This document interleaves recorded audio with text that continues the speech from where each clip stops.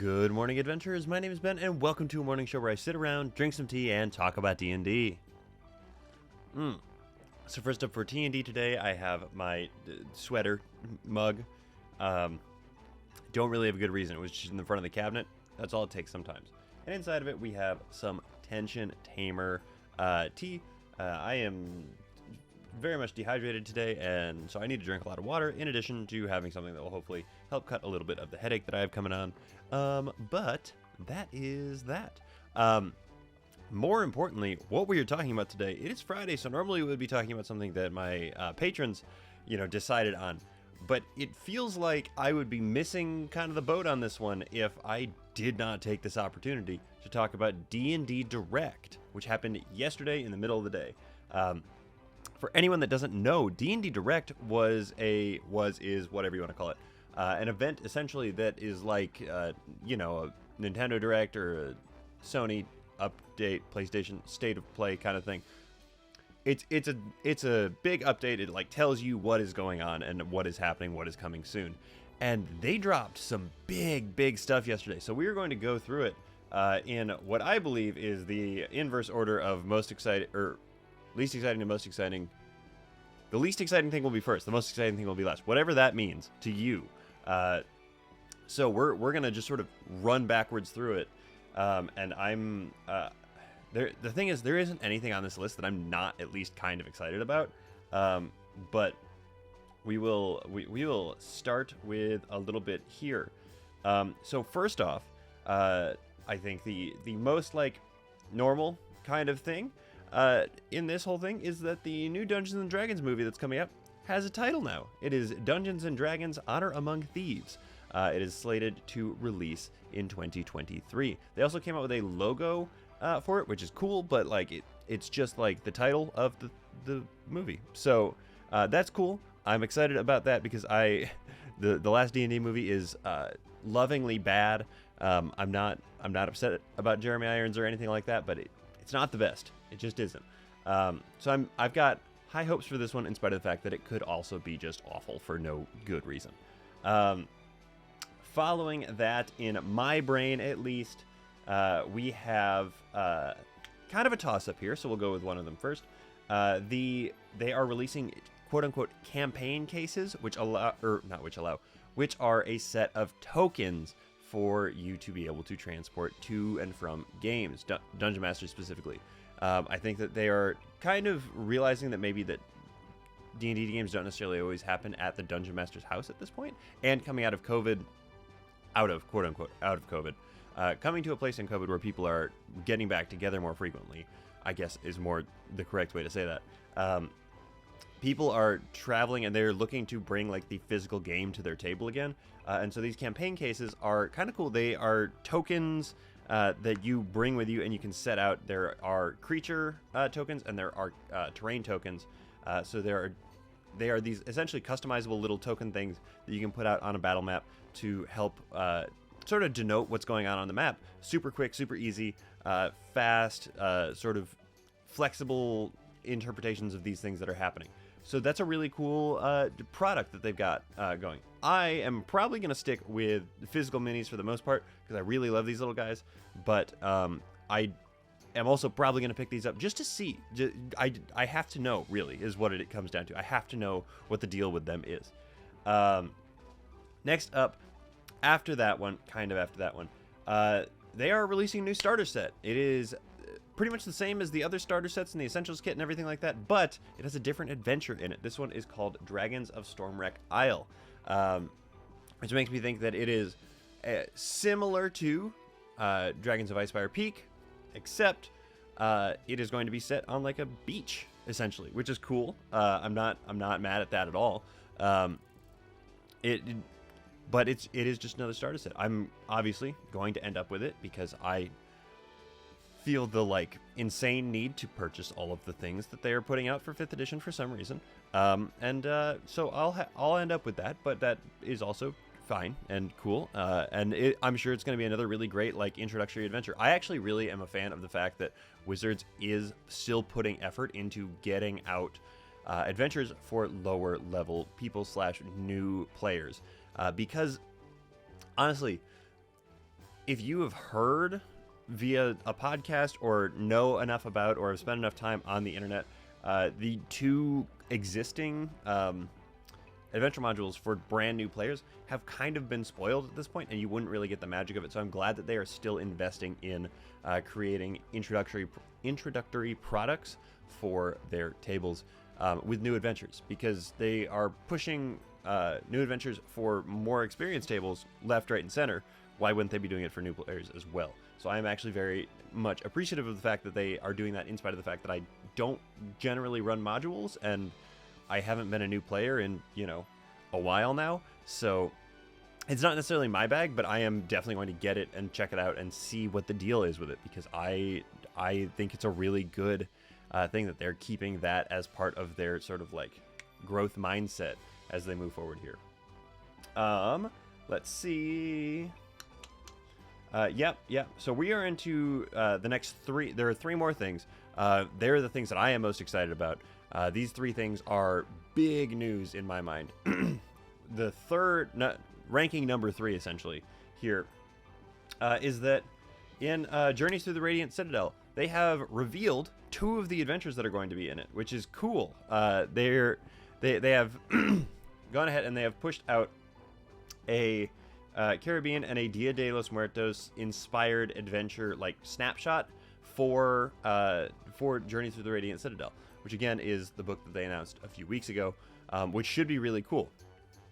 They have they essentially just sort of laid out for us, not obviously the plots of those, but the general ideas behind them, and the fact that there's going to be a Day of the Dead celebration type deal, and so like a good, like heavily written in, I guess, essentially interpretation of a holiday in the D&D canon universe that they are building right now, which I think is really cool.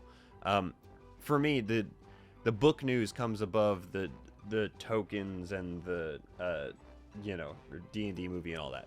So this falls at number 3 for me, which might have you asking, well, what is number 2 and 1 going to be then? What could that possibly be? I don't know, because I didn't watch D&D Direct, so I am here asking you, the content creator on the internet, what could this possibly be? Number 2 for me, and this I think is saying quite a bit. Number 2 for me is that there is a Dragonlance book coming out.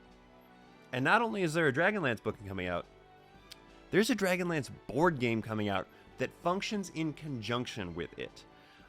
So I have, through the extensive research that I have attempted to do on this, and by that I mean the like 4 articles that I could actually find and what I understood from what they were saying for D&D Direct, the Dragonlance board game and the Dragonlance adventure module going to be 2 separate things. They don't need to work in conjunction with each other, but they can.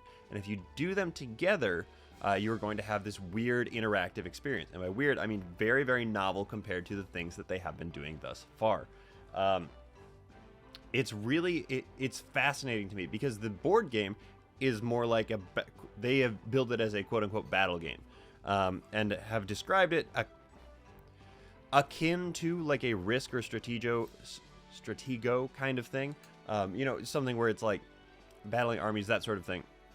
Because the way that they are setting the campaign module is they're setting it against the backdrop of the Dragonlance lore, essentially, that has been established in the past here, which means that they are backing it essentially with this major set of conflicts that are going on in the world surrounding the game that it is taking place in, which I think is really cool. And I think that it is an interesting sort of step out of their lane that they have had so far in an attempt to see if this thing will actually work.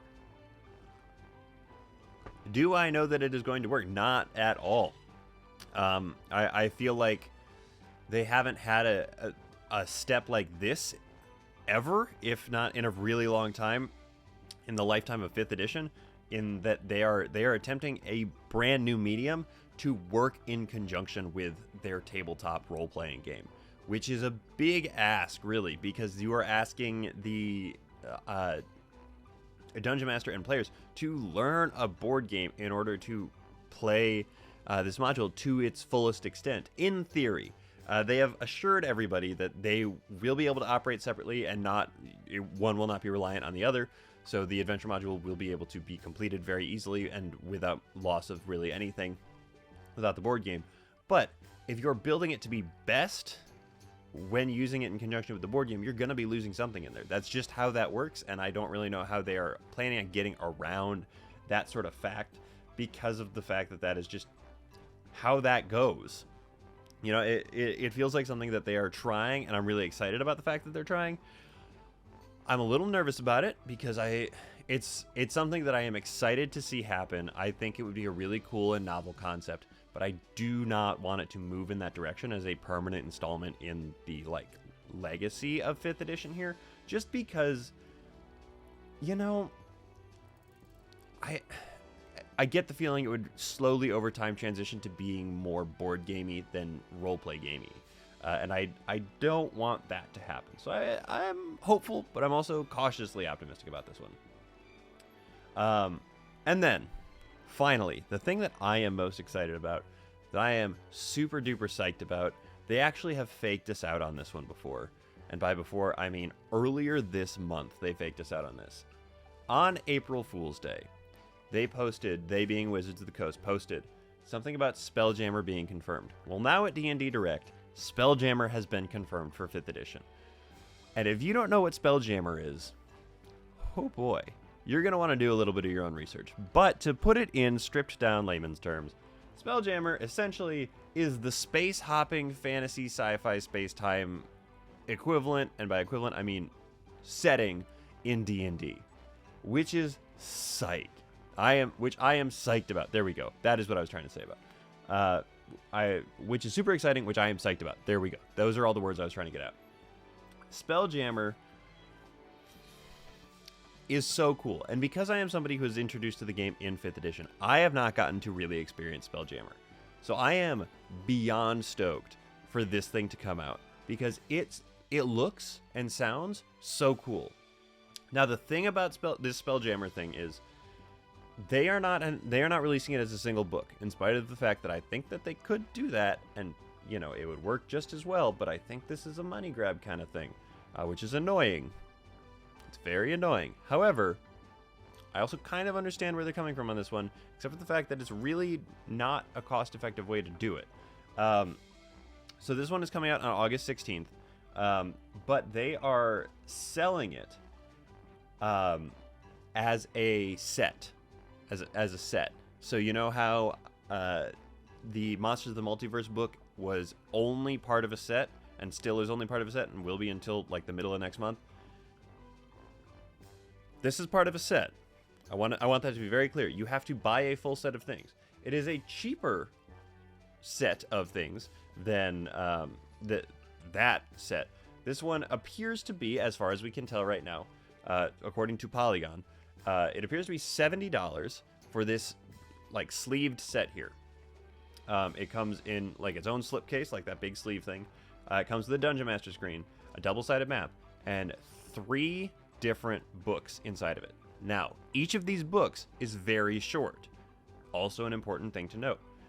Each of these books, it appears to be about 65 pages long. That is not very long. However, they have split it up into 3 books that do make sense to me and my little gremlin brain. Do I think they could have put it all together and just been fine with it as like another Xanathar's or Tasha's kind of thing, where they've just got like sections for the different types of things? Yes, I do. But I do understand if you're trying to run this, you don't necessarily want to hand your players the book that has all the monsters in it. So, the 3 different books that are coming inside of it. The first one is called Spelljammer Adventures in Space. The whole set is called Spelljammer Adventures in Space. I just can't read. The first book is titled Astral Adventurer's Guide. The Wizards has claimed that this has everything that a DM needs to know about running in Spelljammer, in addition to 6 new options for playable characters. Specifically, and I'm excited about this one, all 6 of the races included in the recent Unearthed Arcana. That is the Astronome, or Autonome, not Astronome, Autonome, Gif, Hadazee, Plasmoids, Astral Elves, and 3 Kreen, which I am generally very excited about. So, that is like your player's handbook / DMG thing. for that. I think it's more Player's Handbook than DMG, but it is going to have Dungeon Master tools in it for Spelljammer. The second one is called Boo's Astral Menagerie. If you don't know who Boo is, Minsk and Boo it's like a titular sort of, not titular character, but it's like a mascot kind of character. He's a hamster, I believe. I'm pretty sure he's a hamster. But inside of this is your monster manual from this set, essentially. Inside of this, you're going to have your Spelljammer monsters, and they specifically mentioned an interesting set of them here. We have evil space clowns, vampirates, sentient comets, and of course, space dragons, which I will give you one guess, if you've ever watched any of my content, really, to figure out which one I am most excited about from that list. Don't get me wrong, I'm psyched about all of them, but I mean, come on, space dragons? Space dragons. And then the third book is like an adventure module for actually being within Spelljammer. It is called Light of Zaraxis. I'm not sure exactly how to pronounce it. It's set in quote-unquote wild space in the Astral Sea.